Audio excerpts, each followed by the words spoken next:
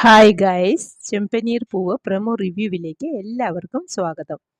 അങ്ങനെ രേവതിയുടെ അമ്മ ലക്ഷ്മി അമ്മയെ പോലീസ് സ്റ്റേഷനിൽ അറസ്റ്റ് ചെയ്തു എന്നറിഞ്ഞ് സച്ചിയും രേവതിയും സ്റ്റേഷനിലെത്തിയതും ലക്ഷ്മി രേവതിയെ കണ്ട് കെട്ടിപ്പിടിച്ച് കരഞ്ഞു തുടങ്ങി.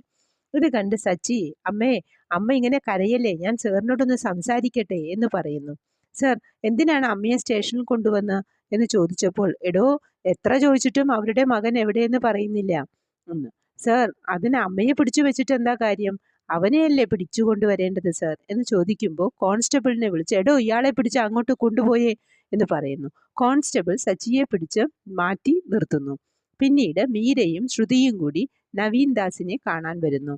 അന്നേരം ആന്റണി പറയുന്നത്, അതെ, പോലീസ് ഇവനെയും എന്നെയും അറസ്റ്റ് ചെയ്തു കൊണ്ടുപോയാൽ എനിക്ക് നിന്റെ പേര് പറയേണ്ടി വരും ശ്രുതി എന്ന്. ഇത് കേട്ടതും ശ്രുതി ഒന്ന് ഞെട്ടിപ്പോയി.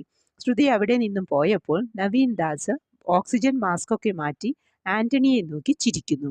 ഇത് രണ്ടുപേരും കൂടി ശ്രുതിയുടെ കയ്യിൽ നിന്നും കാശ് അടിച്ചു മാറ്റാനുള്ള പണിയാണ് എന്നാണ് തോന്നുന്നത്.